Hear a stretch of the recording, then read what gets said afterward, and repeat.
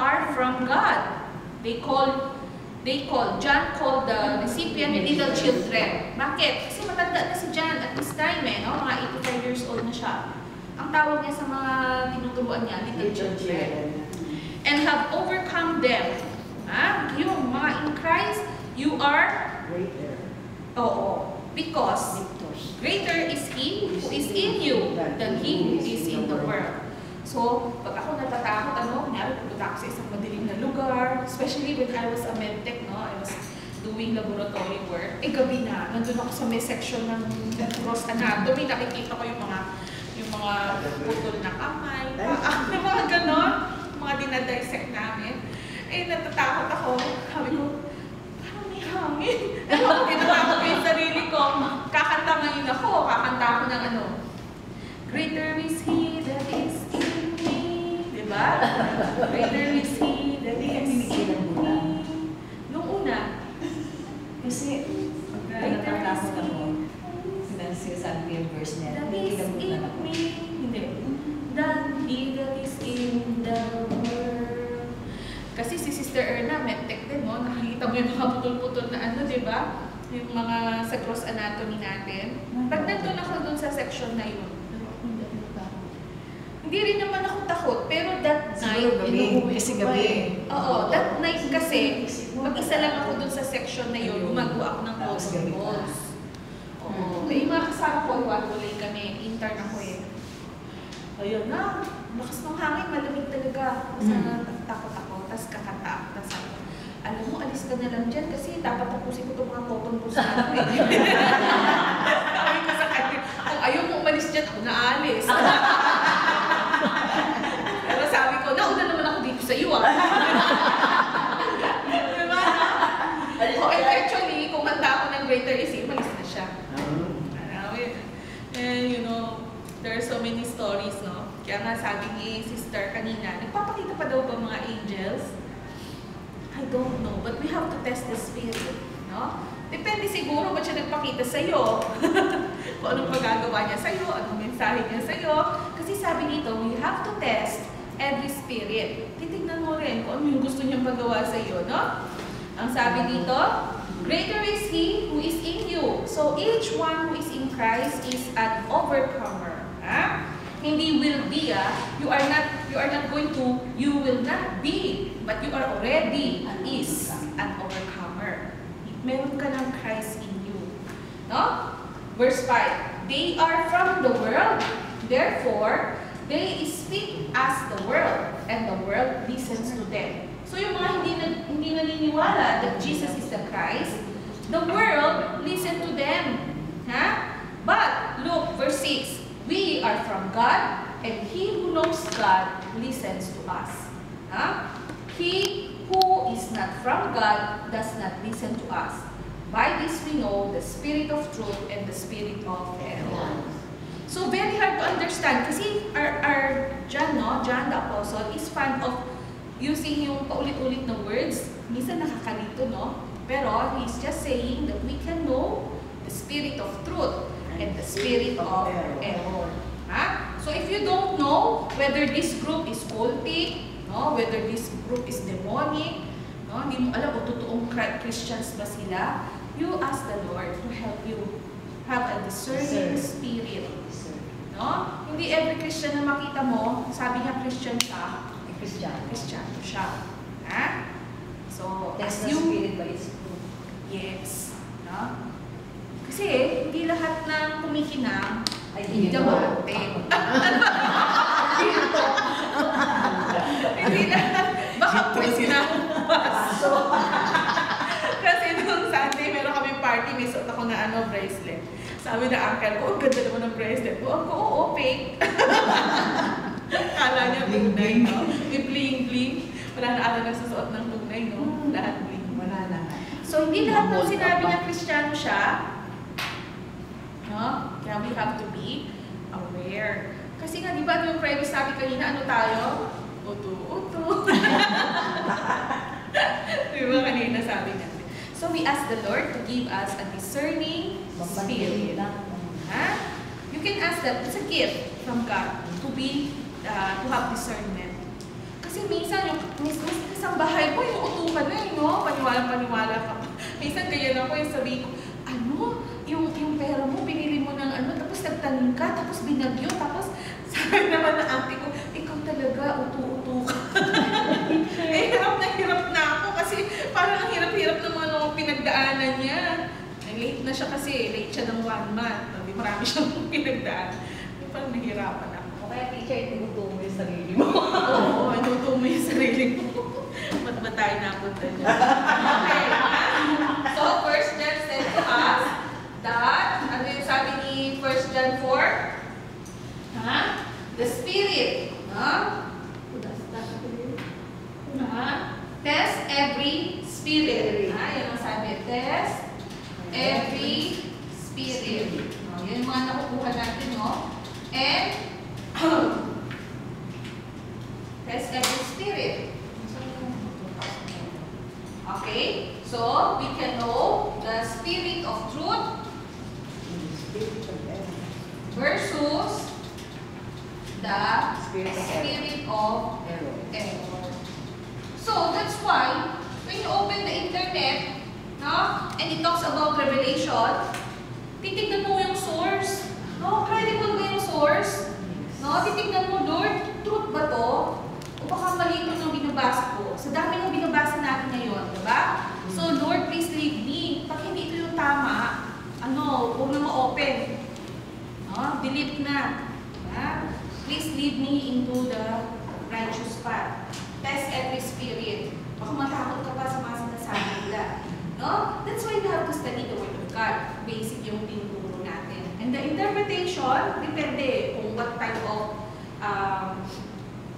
di ba, we study that? Preterist? Ano sunod? Futurism. Futurist? Idealist? Historist. Diba? Depende kung ano ang line of thought nila. Okay? And then another cross-reference in 2 John chapter 1. Anong sinabi tungkol about the Antichrist? Verse 7. For many deceivers have gone out into the world, those who do not acknowledge Jesus Christ as coming in the flesh. This is the deceiver and the Antichrist. So, one of the characteristics of those Antichrist, they do not acknowledge that Jesus in the flesh. Oh. Ano yung sinasabi ng ibang tao? When Jesus was here on earth, tao ba siya? Yes. At the same time, was he God? Yes. When Jesus was on earth, he is the God-man or the man-God. No? But they do not believe. Some people do not believe. Ang sabi nila, Propeta. hindi siya totoong tao. Sabi nila, no? Parang tao lang siya. Pero hindi siya totoong tao. Yung iba naman ang sabi, tao lang siya. Hindi siya totoo Diyos. Hindi siya spirit. So, nilulito-lito nila yung mga sarili nila. But the Bible tells us that those spirit, no, yung nililito ka. Kasi nga, sabi natin, the purpose of 1 John, John is writing to them so that they will not be deceived. Hindi sila mauto. Hindi sila maloko. Ha? So, kung ano yung sinabi ni God, yun na yun. No? Sabi nga ni Lord let your yes be yes, and your no be no. Anything more than that is Yes, no? Guilty. Guilty tayo. Pupunta ka ba mamaya? Sa party? Sabihin mo, Bahala na. meron pang gano'n tayo. Hindi na magsabi, Yes or no? Yes or no. No? conditional. Masarap ba? Hindi. Okay na. Okay na. Hurtful kasi na hurtful. Sometimes you are so guilty, no? Yung mga ganun, no? Ayaw natin mag-commit. No? Christian ka ba? Nagalit ka ba? Isipin mo pa eh. Kung yung pagsasabihan mo, baka antay siya, mapahamak ako. No? Kaya nga, sabi ni Lord, stand, clear. Yes. ISIS pala. Oo, ISIS pa siya. Apat ka na. No? Huwag ganon, huwag tayong, sabi mo kanina, sister, what's the word? Letter B? Balimbing. Balimbing. Ka-erap ka ba? Parang sumingay. Parang sumingay? Diba? Ganun, no? So, sabi dito, he who does not acknowledge Jesus in the flesh is of the Antichrist. Kasi, sinasabi naman ni Jesus nung nandito siya kung sino siya eh. Ba't ayaw mo maniwala? And we distort the truth. Diba? Hindi, ito yung nangyari dyan. Meron tayong sarili istorya natin, no? Natatawa nga ako eh. Pag nanonood kami ng silent movie, alam mo yung CCTV camera? Di ba? Wala naman voice yun. Di may mga naglalakad na tao. Kami nung anak ko sabi niya, ma, hindi, sabi niya gano'n. Hindi, gano'n sabi niya.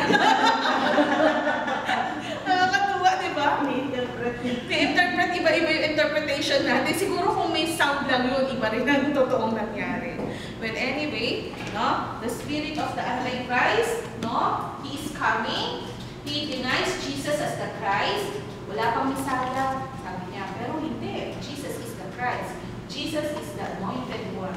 No? And then there are many spirits na ililito tayo. But then, he who does not acknowledge Jesus in the flesh is of the Antichrist. So, binigyan tayo ni God ng mga description of who the Antichrist is.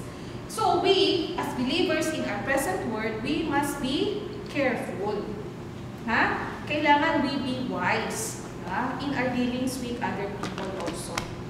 And Lord, tulungan mo kami sino ang dapat namin tulungan. Kasi minsan, they affect us, no? Pinapag-guilty ka niya. O yung mga lalo na mga pulubi, di ba? Wala silang pera, kita mo naman, wala silang pera. Pero sige, sundan mo pa sila. Pagkatapos na humingi, bibili na sila ng rugby, bibili na sila ng kung ano-ano. For all you know, baka may TV pa siyang malaki sa bahay niya. Yung mga ganon. So, we ask the Lord to give us discernment to helping people who really needs help. No? Huwag yung sarili lang natin. We ask the Lord. And the Lord will reveal to us. In His time. Kasi sometimes, have you experienced that? No? Parang pagkakita mo lang pa sa isang tao, parang gusto mo na siya tulungan. Wala naman siyang hinihingi sa'yo. Diba? O kaya kahit sa churchmate mo, may nangyari sa kanya, hindi naman siya nanghihingi sa'yo, pero parang gusto mo siyang i-help. No? Yun yung spirit ni Lord na nagsabi sa'yo, tulungan mo siya. No? Minsan meron kang pagkain, hindi mo naman kakainin, pero nakita mo agad siya, bakit sa kanya mo gusto ibigay, hindi sa iba? Na-experience niyo ba yun? Yes. Teacher, Ha? teacher, meron ako question. Kasi yung, di ba meron sa Matthew 24 yung because lawlessness is increased, most people's love will grow cold. Ibig sabihin ba nito, teacher, dahil nga ang dami ng mga nagloloko sa mundo. Yes. So yung brotherly love natin, Wala na. parang natatakot na tayong tumulong kasi there is fear na laging hindi siya nagsasabi ng totoo. So nagiging sa tama. Nagiging Kalos. Nagiging magaling tayo. Parang ano na tayo, yung parang indifferent na, no? Yes. Oo. Kalos. Kasi parang, ayoko, huwag na tayo mag-medical mission, lahat naman yan, hihingi lang. Parang ganun, no? Nawawala na yung ano natin, love for Compassion, yung love. Pero there, no, that clause applies to the brethren. Love for the brethren.